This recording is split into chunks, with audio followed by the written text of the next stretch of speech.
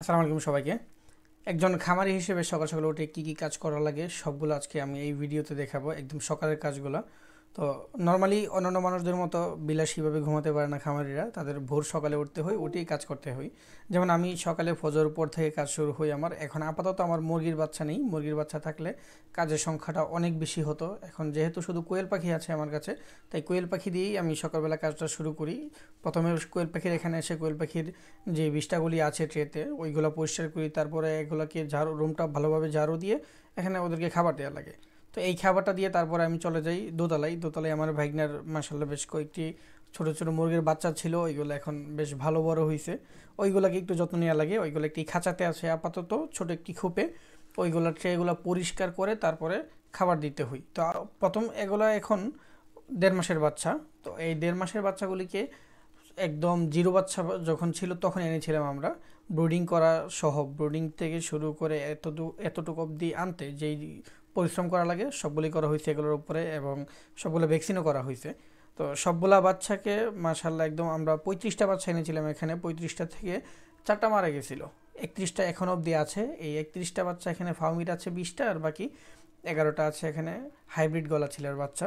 তো ওইগুলা মাশাল্লাহ বেশ ভালো আছে, সুস্থ আছে।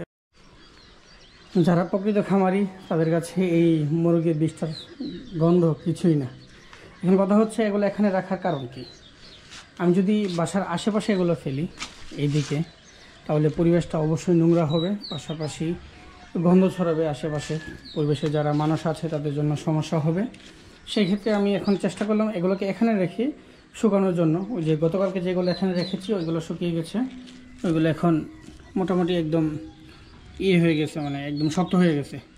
তো ওইগুলো যখন শক্ত হবে সবগুলো একসাথে আমি বস্তায় ভরে যাদের প্রয়োজন জৈব সারের তাদেরকে দিব, আর না হয় আমি একটা জায়গায় গিয়ে ফেলে আসবো, যেখানে আমাদের পুরো শহরের ময়লা একটি জায়গায় ফেলা হয় সেইখানে।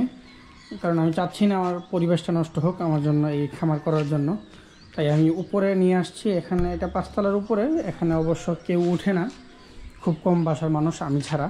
তো গন্ধ ছড়াবে না তেমন একটা। আর এখানে পুরো সকালের রোদটা এখানে এসে পড়ে, সকালের রোদে এগুলো শুকিয়ে যাবে। অ্যান্ড 4-5 দিন পর দেখেছি কি আমি বস্তায় ভরে এগুলো রেখে দিব।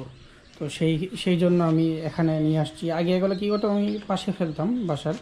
তো আমার কাছে একটু খারাপ লাগতো যে গন্ধ লাগে। তো গন্ধ আমি আশেপাশের মানুষদের কষ্ট না দিই, এখানে রেখেছি, শুকাবে, শুকানোর পরে আমি বস্তায় ভরে দিয়ে আসবো।